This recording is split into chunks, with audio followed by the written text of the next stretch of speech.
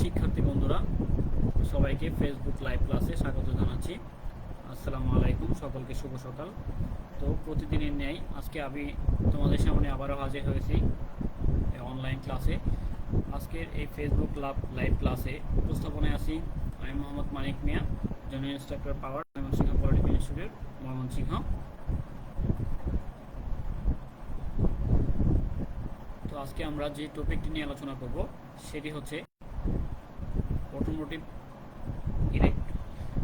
Automobile trouble shooting and driving এর ষষ্ঠ অধ্যায়ের অটোমোটিভ পাওয়ার ট্রান্সমিশন সম্বন্ধে। আমরা ইঞ্জিনে উৎপন্ন শক্তি কীভাবে চাকাতে স্থানান্তরিত হয় সেই বিষয়টি নিয়ে আমরা আলোচনা করার চেষ্টা করব। তো আমাকে ঠিকভাবে শোনা যাচ্ছে কিনা কমেন্টে জানাতে পারো, এবং কারা কারা আমার সাথে জয়েন করতেছো তো তারা তোমাদের রুল, পর্ব, শিফট এগুলো লিখে আমাকে কমেন্ট করতে পারো। তো শিক্ষার্থী বন্ধুরা, আজকের এই অনলাইন ক্লাসে সকলকে আবারও স্বাগত জানাচ্ছি আমার এই প্রেজেন্টেশনে।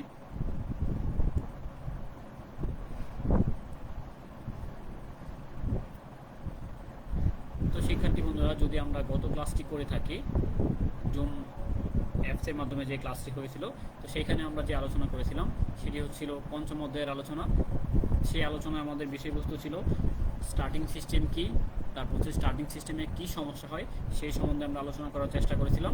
তারপর হচ্ছে সোলিনয়েডের কী সমস্যা হয় বা তার প্রতিকার কী, সোলিনয়েড সমস্যা হলে কি আমরা কীভাবে কি সেটাকে রিপেয়ার করতে পারি, আমরা সেই সম্বন্ধে কি আলোচনা করার চেষ্টা করেছিলাম।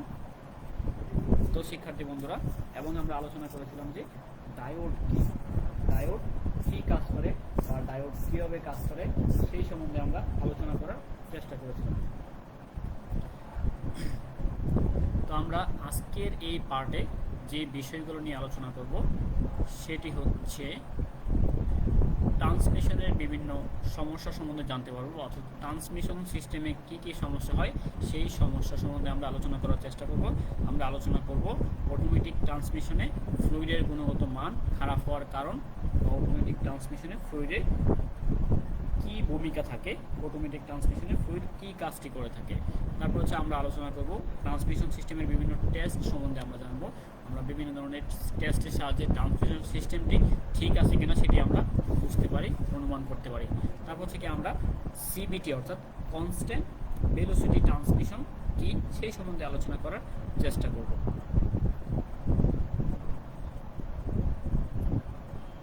তো শিক্ষার্থী বন্ধুরা, আমরা যদি প্রথমে জানার চেষ্টা করি যে ট্রান্সমিশন জিনিসটি কি।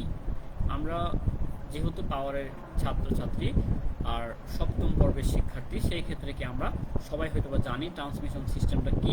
তারপর আমি তোমাদেরকে একটু মনে করিয়ে দিচ্ছি যে ট্রান্সমিশন সিস্টেম হচ্ছে এমন একটি পদ্ধতি বা সঞ্চালন পদ্ধতি যে পদ্ধতিতে ইঞ্জিনের উৎপাদিত শক্তি মোটরযানের চাকাতে স্থানান্তরিত হয় বা সঞ্চালিত হয়, সেটাই হচ্ছে কি ট্রান্সমিশন।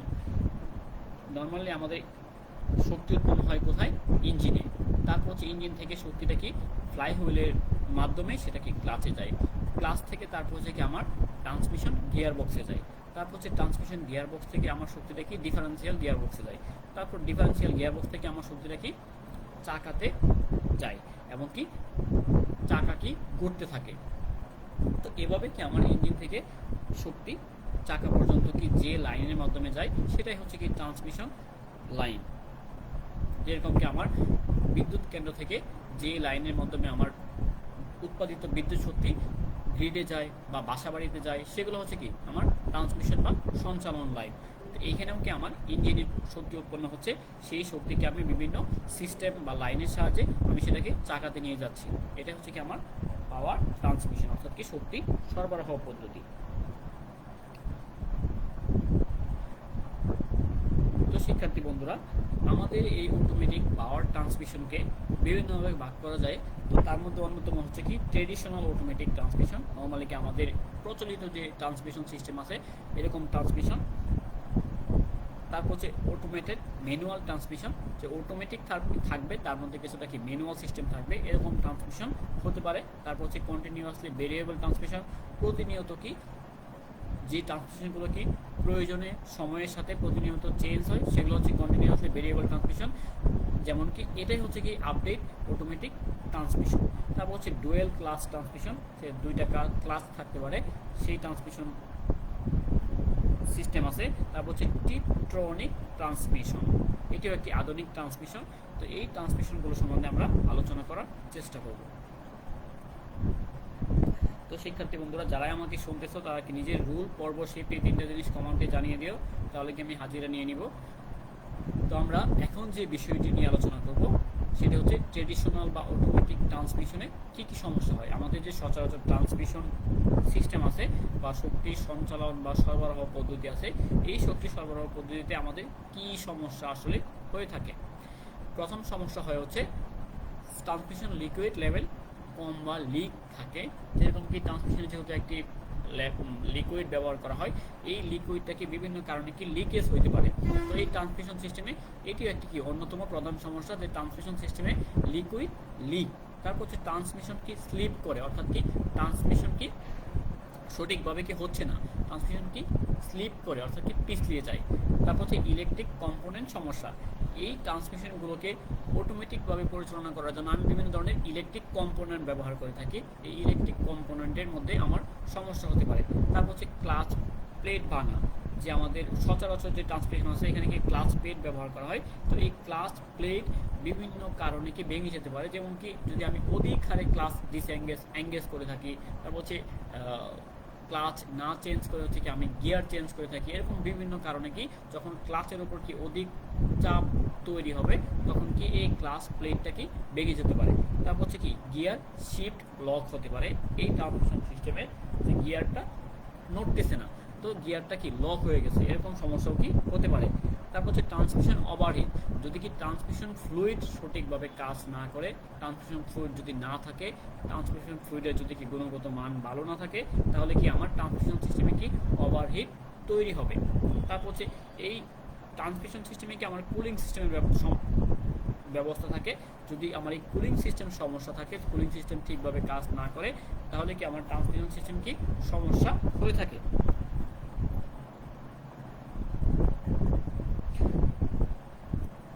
শিক্ষার্থী বন্ধুরা, আমরা চিত্রে একটি ট্রান্সমিশন সিস্টেম দেখতে পাচ্ছি, যেটি আমরা কি ট্রেডিশনাল অটোমেটিক ট্রান্সমিশন বলে থাকি। এই ট্রেডিশনাল অটোমেটিক ট্রান্সমিশন সিস্টেমে আমার কিছু কম্পোনেন্ট ব্যবহার করা হয়। যখন কি আমি এই ট্রান্সমিশন নিয়ে কাজ করব, যখন কি আমি এই গিয়ার সিলেক্টরকে আমি কি এদিক সেদিক কি নাড়াচাড়া করব, তখন হচ্ছে কি আমার গিয়ারটা কি চেঞ্জ হচ্ছে। এই গিয়ার যে চেঞ্জ হচ্ছে এর জন্য কিছু আমার কম্পোনেন্ট ব্যবহার হচ্ছে। এই কম্পোনেন্টের মধ্যে অন্যতম হচ্ছে কি একটি টর্ক কনভার্টার থাকে। এই টর্ক কনভার্টারটা যার মাধ্যমে আবৃত থাকে সেটা হচ্ছে কি টর্ক কনভার্টার কেসিং, ঠিক আছে। তারপর হচ্ছে একটি আউটপুট শ্যাফট থাকবে, অর্থাৎ কি আমি এই টর্ক কনভার্টারের সাহায্যে আমি যে শক্তিটা কমাচ্ছি অথবা কি বাড়াচ্ছি, সেই শক্তিটা কি আমার এই শ্যাফটের মাধ্যমে কি চাকাতে স্থানান্তরিত হচ্ছে। তারপর হচ্ছে কি একটি বাল্ব বডি থাকবে। তারপর হচ্ছে এই গিয়ার সিলেক্টর, যার সাহায্যে কি আমি বিভিন্ন গিয়ারকে আমার ইঞ্জিনকে আমার গাড়িকে কি চালিত করব। তারপর হচ্ছে ব্যাক ব্যান্ড থাকবে একটি। ব্যাক ব্যান্ড হচ্ছে কি এই গিয়ারগুলো কি যার সাহায্যে আবৃত করা থাকে সেগুলো হচ্ছে কি ব্যাক ব্যান্ড। এগুলোই হচ্ছে কি মূলত এখানে কি gear first gear, second gear, third gear যে আমরা বলি, তো এগুলো হচ্ছে কি এই যে ব্যাক ব্যান্ড, বিভিন্ন ধরনের ব্যাক ব্যান্ড এখানে কি থাকে। প্রত্যেকটা গিয়ারের জন্য কি আলাদা আলাদা ব্যাক ব্যান্ড থাকে। তারপর হচ্ছে planetary gear set. Planetary gear set সম্বন্ধে আমরা গত পর্বে আমরা আলোচনা করেছি যে প্ল্যানেটারি গিয়ার সেট হচ্ছে কি এখানে কি এখানেও কি চারটা প্ল্যানেটারি গিয়ার সেটে 3টা গিয়ার থাকে, হচ্ছে কি সান গিয়ার, রিং গিয়ার, তারপর হচ্ছে কি কেসিং থাকে। তো প্ল্যানেটারি গিয়ার সেট হচ্ছে কি প্ল্যানেটারি প্ল্যানেট হচ্ছে কি গ্রহ, হ্যাঁ। প্ল্যানেটারি গিয়ার সেট হচ্ছে কি সান গিয়ারটা কি সূর্যকে পৃথিবীর চারদিকে কি সূর্য কি ঘুরে থাকে, যেরকম কি প্ল্যানেটারি গিয়ার সেট এরকম কি একটি সান গিয়ার থাকে, একটি কি রিং গিয়ার থাকে। তারপর হচ্ছে কি একটি মডুলেটর থাকে এই অটোমেটিক বা ট্রেডিশনাল ট্রান্সমিশন সিস্টেমে।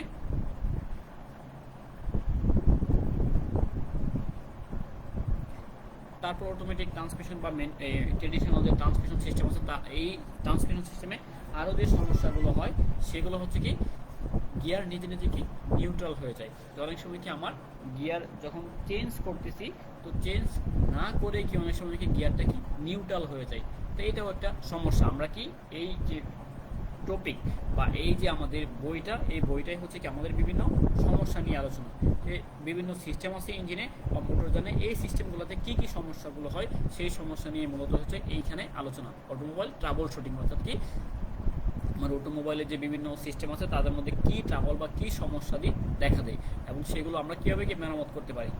তারপর এই অটোমেটিক বা এই ট্রান্সমিশন সিস্টেমে যে সমস্যাগুলো হয় সেটা হচ্ছে কি অ্যাডাপশন পদ্ধতি সঠিকভাবে কাজ করে না, তারপর হচ্ছে কি সঠিকভাবে যদি কি গিয়ার এঙ্গেজ না হয় তাহলে কি ঝাঁকুনি তৈরি হতে পারে, তারপর হচ্ছে সমতল বা ডালু রাস্তায় কি চাকা কি পিছলে যেতে পারে।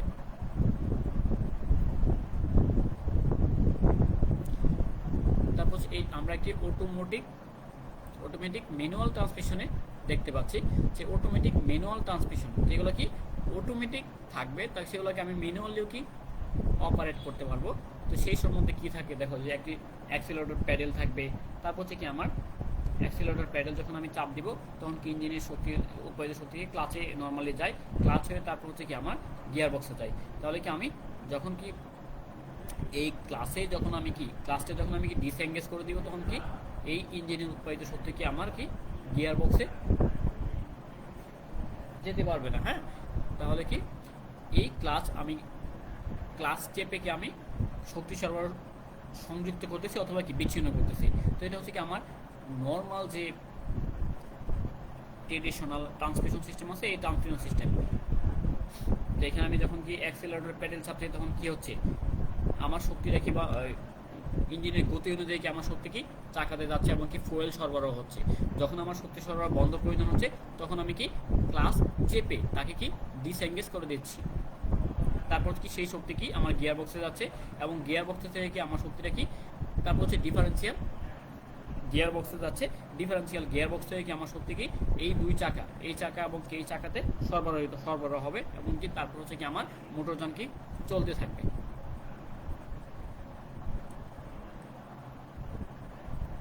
তারপর এই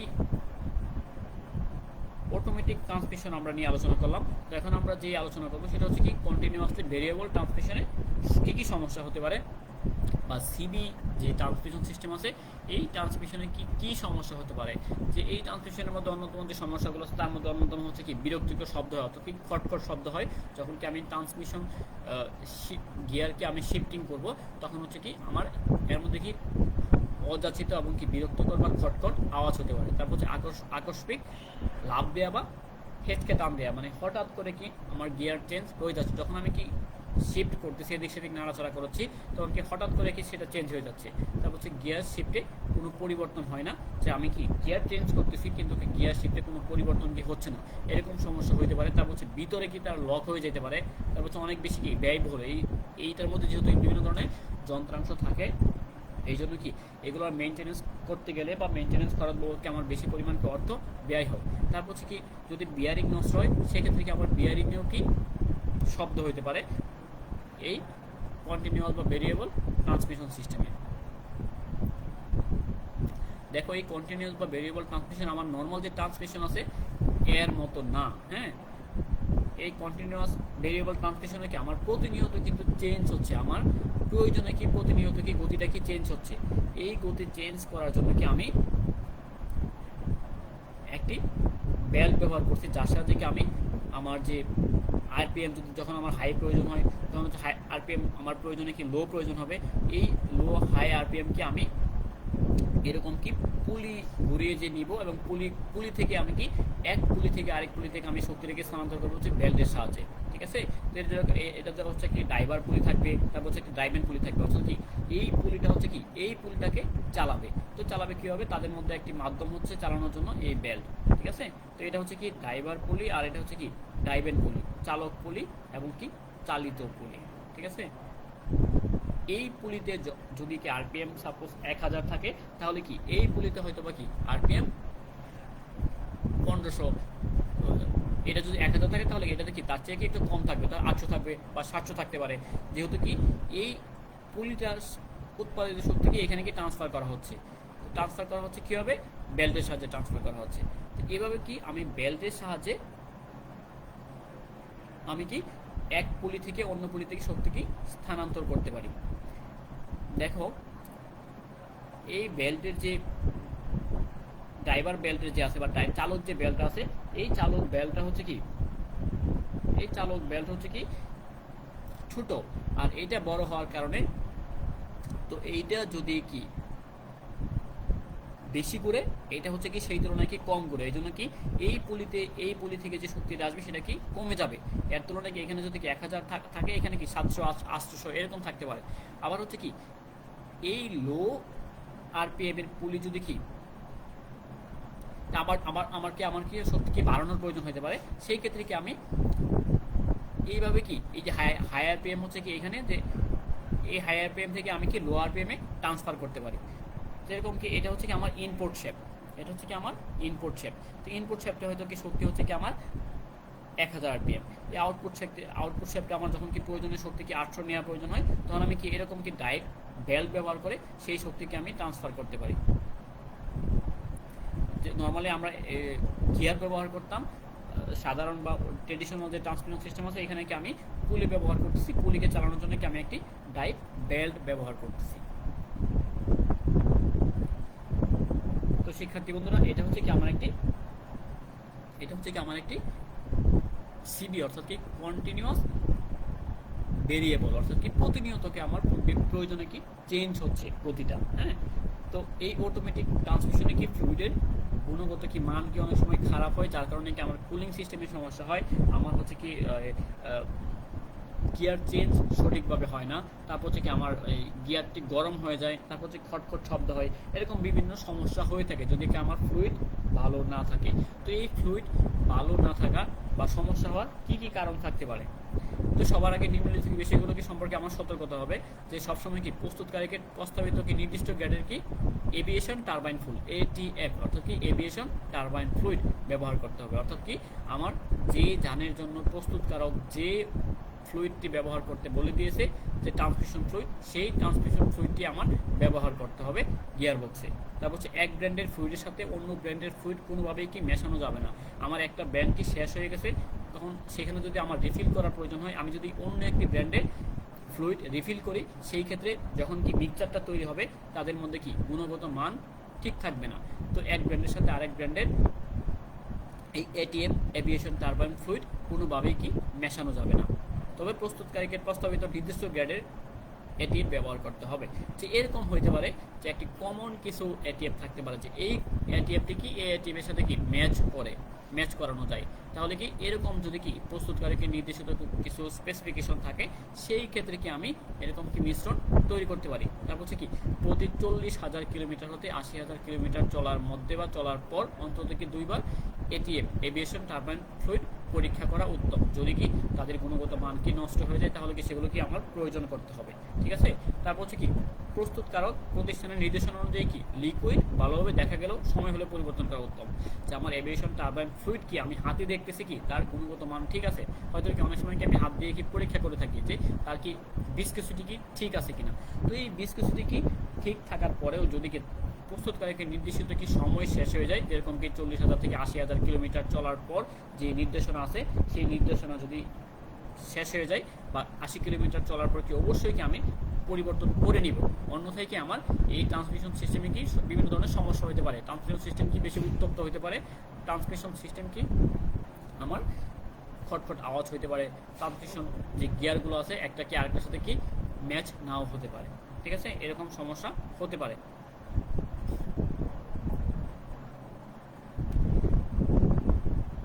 তো এই ট্রান্সমিশন ফ্লুইডে দেখো যে সমস্যাগুলো হয়, বা আমি কীভাবে বলবো আসলে এই ফ্লুইডগুলোতে সমস্যা আছে। যখন কি ট্রান্সমিশন কি ফ্লুইডটা কি কালারটা কি রেড থাকবে, রেড ট্রান্সপারেন্ট ফ্লুইড, তাহলে আমি এটা বুঝবো কি new or like new condition. তাহলে আমি বুঝবো কি এটা কি একেবারে নতুন কন্ডিশন, যে একেবারে নতুন অবস্থায় যেরকম থাকে সেরকম অবস্থায় কি আমি তাকে দেখতে পাচ্ছি। তাহলে কি সেটাকে আমার কোনো কিছু করা লাগবে না, রিকমেন্ডেড নো অ্যাকশন নিডেড, অর্থাৎ কি তাকে আমার কোনো কিছু করা লাগবে না। সে একটি নির্দিষ্ট কিলোমিটার চলার পর তাকে আমি কি প্রয়োজনে চেঞ্জ করে নিব। তারপর হচ্ছে তার কালারটা যদি আস্তে আস্তে কি লাইট ব্রাউন হয়ে যায়, সেমি ট্রান্সপারেন্ট ফ্লুইড এভাবে যদি সে রূপান্তরিত হয়, তার কালার যদি কি লাইট ব্রাউন হয়, তাহলে কি বুঝবো যে এটাও কি ভালো আছে, যে আমার চেঞ্জ করার কোনো প্রয়োজন নেই, যে বেশি দিন হয় নাই, যে সামান্য কিছুদিন হয়েছে এই ট্রান্সমিশন ফ্লুইডটাকে চেঞ্জ করা হয়েছে, তা লাইট ব্রাউন অবস্থায় আমি এই জিনিসটি বুঝতে পারবো। তারপর হচ্ছে যদি ডার্ক ব্রাউন হয়ে যায়, মানে ঘন বাদামি হয়, তাহলে কি হতে হবে ওল্ড এবং ডার্টি, তাহলে আমার বুঝতে হবে যে এই ট্রান্সমিশন ফ্লুইডটি যে কিলোমিটার চলার পর চেঞ্জ হওয়ার কথা ছিল বা যত কিলোমিটার চলার পর চেঞ্জ করার কথা ছিল সেই নির্দেশনা অনুযায়ী তাকে পরিবর্তন করা হয় নাই, এই জন্য কি আমার তাকে পরিবর্তন করতে হবে। ঠিক আছে, তো এই পরিবর্তন করতে গেলে কি আমার নির্মাতার নির্দেশিত কিলোমিটার দেখতে হবে যে কত কিলোমিটার পর চেঞ্জ করার কথা বলা হয়েছে, ঠিক সেই সময় কি আমার তত কিলোমিটার পরে কি চেঞ্জ করে নিতে হবে। তারপর হচ্ছে ভেরি ডার্ক ব্রাউন, যদি কি খুব ঘন হয় তাহলে বুঝতে হবে একেবারে সেটা কি নষ্ট হয়ে গেছে, সেটার মধ্যে অক্সিডাইড তৈরি হয়েছে, তো তাকে আমার কি অবশ্যই চেঞ্জ করতে হবে এবং যত দ্রুত সম্ভব তাকে আমার চেঞ্জ করতে হবে। এই অবস্থায় কি আমার গাড়ি কখনোই কি চালানো কি উচিত না। তারপর হচ্ছে লাইট পিঙ্কেস ফ্লুইড, যদি এই কালারটা হয় তাহলে water or coolant contamination recommended বায়োল্টর রিপেয়ার ট্রান্সমিশন, অর্থাৎ যদি এই লাইট পিঙ্কেস ফ্লুইড হয় বা এই কালার যদি হয় তাহলেও কিন্তু আমার বুঝতে হবে যে ওয়াটার এবং কুলান তাদের যে মিশ্রণ আছে সেই মিশ্রণটা ঠিক নাই, সেই ক্ষেত্রে কি আমার সেটা কি চেঞ্জ করতে হবে। তো এই সব কালার দেখে ট্রান্সমিশন ফ্লুইডের আমি কি বুঝতে পারবো যে ট্রান্সমিশন ফ্লুইডটা কি অবস্থায় আছে, আমার চেঞ্জ করতে হবে কিনা। তো আমাকে অনেকেই শুনতেছো, তো যারা শুনতেছো তাদের রুল পর্বশীট কমেন্টে দিয়ে রাখবে, আমি সেখান থেকে হাজিরা নিয়ে নিব। তো আমার এই ক্লাসটি নর্মালি হচ্ছে যে 12টা 20-এ হয় পরিবর্তিত সময়ে, কিন্তু হচ্ছে যে এখন থেকে আমার পরীক্ষার ডিউটি নাই বিদায় আমি এই সময়ে আবার ক্লাস নিতে পারবো ইনশাল্লাহ। তো আশা করি যে তোমরা ঠিক টাইমে থাকবে, আমরা কাজের ব্যস্ততার মধ্যেও তোমাদের ক্লাসটি নিয়ে আর কি চেষ্টা করব। তো শিক্ষার্থী বন্ধুরা, আমি এই কালারগুলো দেখে হচ্ছে কি আমি একটি ট্রান্সমিশন ফ্লুইড ভালো না খারাপ বা কখন পরিবর্তন করতে হবে আমি সেই জিনিসটিকে বুঝতে পারি।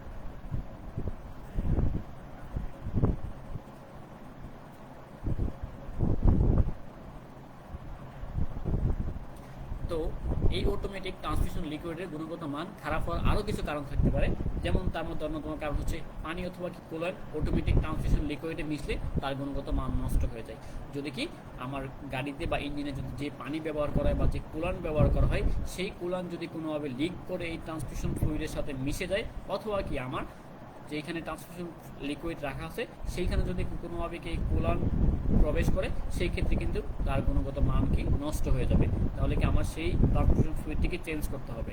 তারপর হচ্ছে যদি পুড়ে যায় অটোমেটিক ট্রান্সমিশন ফ্লুইড বা তার ভিতরে কি কোনো আগুন ধরে যায়, তারপর হচ্ছে কি অটোমেটিক ট্রান্সমিশন ফ্লুইডকে তীব্র পুরো গন্ধ ছড়ায়, মানে এইটার একটা লাইফ টাইম আছে, এই লাইফ টাইমের পরে যখন আমি এটি ব্যবহার করব তখন সেটি একটি কি রিস্ক বহন করবে। তাই আমার উচিত কি নির্দিষ্ট সময় পরে অবশ্যই কি এই ট্রান্সমিশন ফ্লুইড বা এভিয়েশন টারবাইন ফ্লুইড চেঞ্জ করা। কয়েকটি সম্ভাব্য কারণ যেমন কি ক্লাচ পিছলানো, তারপর হচ্ছে টর্ক কনভার্টার সমস্যা বা খারাপ সেলোনেটের অ্যানিমেশন, লিকুইডর রং সবসময় ট্রান্সমিশনের সমস্যা নিরূপণে সহযোগিতা করে থাকে। যেরকম কি আমরা যে আলোচনা করতেছিলাম যে আমরা যদি ট্রান্সমিশন ফ্লুইডের গুণগত মান হাত দিয়ে বা কোনোভাবে না দেখতে পারি তাহলে কি আমি তার কালারটা দেখবো, যেই সব কালার দেখলে আমি বুঝতে পারবো যে অটোমেটিক ট্রান্সমিশন ফ্লুইডটা ভালো আছে, তো সেই অবস্থায় যদি থাকে তাহলে কি আমার পরিবর্তন করার প্রয়োজন নেই। আর যদি কি কালারটা কি ডার্ক ব্রাউন হয়ে যায়, ভেরি ডার্ক ব্রাউন হয়ে যায়, তাহলে কি অবশ্যই কি আমার সেটাকে পরিবর্তন করা অপরিহার্য, নচেত কি আমি ট্রান্সমিশন সিস্টেমের যে আউটপুট পাওয়ার কথা সেই আউটপুট কিন্তু আমি পাবো না।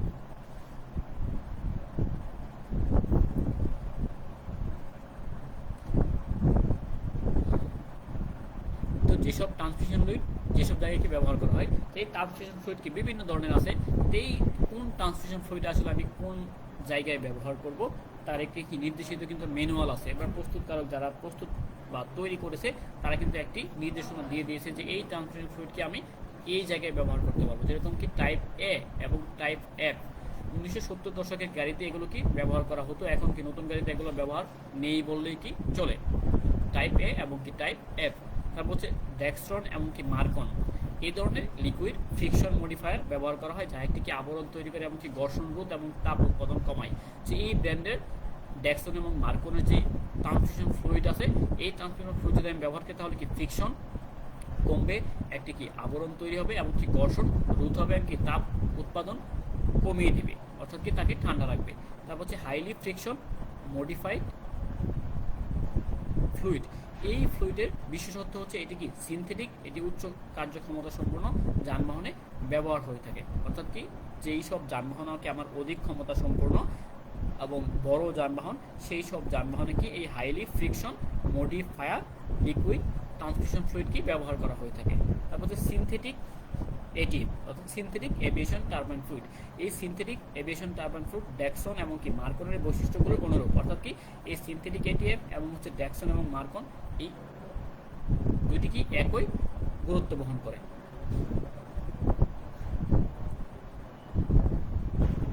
তো শিক্ষার্থী বন্ধুরা, এই অটোমোটিভ ম্যানুয়াল ট্রান্সমিশনে কিছু সমস্যা হয়। এই অটোমেটিক ম্যানুয়াল ট্রান্সমিশনে যে সমস্যাগুলো হয় তার মধ্যে অন্যতম সমস্যা হচ্ছে যে এই অটোমেটিক ম্যানুয়াল ট্রান্সমিশনে যখন আমি কি গিয়ারটা চেঞ্জ করতে যাই তখন কি গিয়ারটা কিন্তু আমার সঠিকভাবে কি চেঞ্জ হয় না।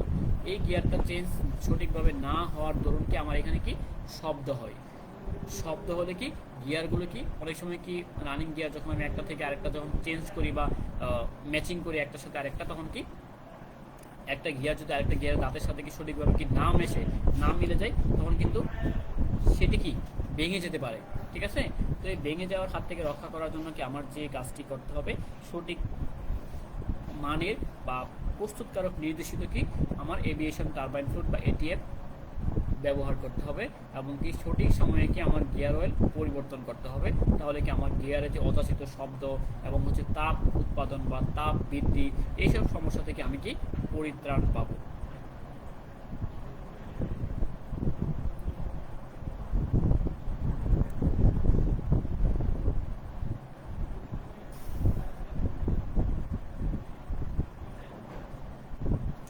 তো শিক্ষার্থী বন্ধুরা, আমরা একটি গিয়ারের চিত্র দেখতে পাচ্ছি। গিয়ার মূলত হচ্ছে বিভিন্ন দাঁতের সমন্বয়, যে এই গিয়ারগুলো কি একটি দাঁতের সাথে কি আরেকটি দাঁত কি লেগে যায়, লেগে গিয়ে কি বিভিন্ন অনুপাতে কি আমাকে পাওয়ার ট্রান্সমিশন বা শক্তি সরবরাহ করে থাকে।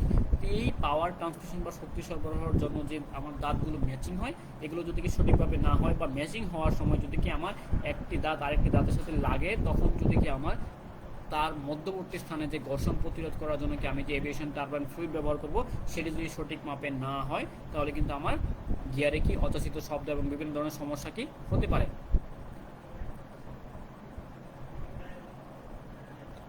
তো আমার নিয়মিত যে কাজগুলো করতে হবে এই ট্রান্সমিশন সিস্টেমে লিকুইড এর ক্ষেত্রে, সেটা হচ্ছে ট্রান্সমিশন লিকুইডের লেভেল চেক করতে হবে, তারপর হচ্ছে ফ্লুইডের গুণগত মান ঠিক আছে কিনা সেই জিনিসটা আমার দেখতে হবে, তারপর হচ্ছে লিকুইডে কোনো লিক আছে কিনা সেই জিনিসটি দেখতে হবে। তারপর হচ্ছে বিভিন্ন পরীক্ষা নিরীক্ষার মাধ্যমে কি আমি অটোমেটিক ট্রান্সমিশনে কি সমস্যা নিরূপণ করতে পারি, যেমন কি স্টল টেস্ট পরীক্ষা, তারপর হচ্ছে টাইম ল্যাগ পরীক্ষা, হাইড্রোলিক টেস্ট পরীক্ষা, তারপর হচ্ছে রোড টেস্ট পরীক্ষা।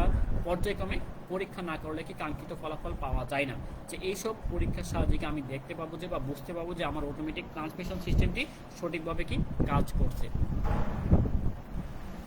এই পরীক্ষার জন্য আমার যেসব প্রস্তুতি নিতে হবে বা যেসব দিক বিবেচনা করে আমাকে পরীক্ষা করতে হবে বা পরীক্ষার পূর্বে আমাকে যেসব জিনিস খেয়াল রাখতে হবে, সেগুলো হচ্ছে কি অটোমেটিক অটো ট্রান্সমিশন লিকুইডকে গরম হতে দিবে না, ট্রান্সমিশন কেসের টেস্ট প্লাগ খুলে কি হাইড্রোলিক প্রেসার গ্যাস বসাতে হবে। তারপর যে সতর্কতা কি, এই পরীক্ষার সময় যে সতর্কতা অবলম্বন করতে হবে, এই পরীক্ষা লিকুইডে নর্মাল অপারেটিং টেম্পারেচারে কি করতে হবে। তারপর হচ্ছে লাইন প্রেসার টেস্ট অবশ্যই কি দুজন দ্বারা কি করাতে হবে, যেহেতু কি আমি লাইন প্রেসার টেস্ট করবো একজনের পার্ট কি বা তার যে নেওয়া পার্ট সেটা কি ভুল হতে পারে। এই জন্য কি তার অবশ্যই হওয়ার জন্য কি আমি যখন আমি লাইন প্রেসার টেস্ট করব এই অটোমেটিক ট্রান্সমিশন ফ্লুইডে, তখন কি আমি দুই ব্যক্তি থেকে পার্ট নিব।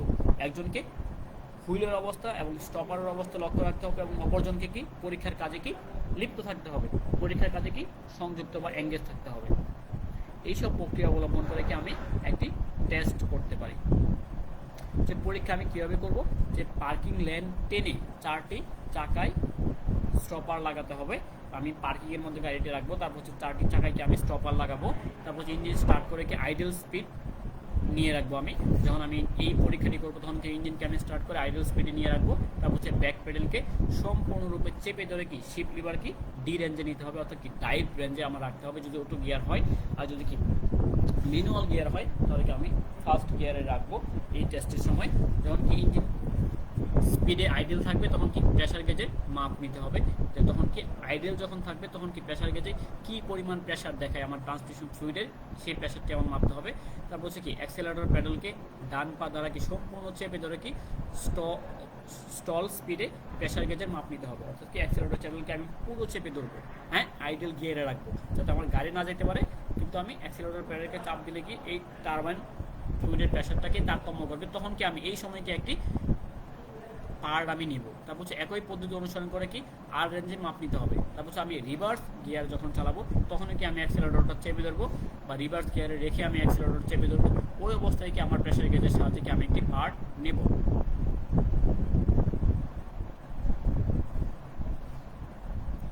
এইরকম প্রক্রিয়ায় বা এই একটি প্রেসার গেজের সাহায্যে আমি বিভিন্ন সময় কি মাপ নিয়ে কি আমি একটি ট্রান্সমিশন ফ্লুইডের বা ট্রান্সমিশন সিস্টেমে কি ফ্লুইডের গুণগত মান ঠিক আছে কিনা সেই টেস্ট আমি কি করতে পারি।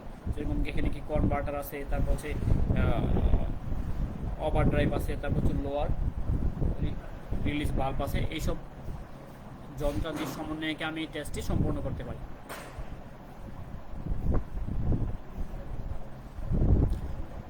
তো শিক্ষার্থী বন্ধুরা, আজকে আমাদের ছিল এই আলোচনা সম্বন্ধে যদি কারো কোনো প্রশ্ন থাকে তাহলে আমাকে প্রশ্ন করতে পারো, আমি উত্তর দেওয়ার চেষ্টা করব।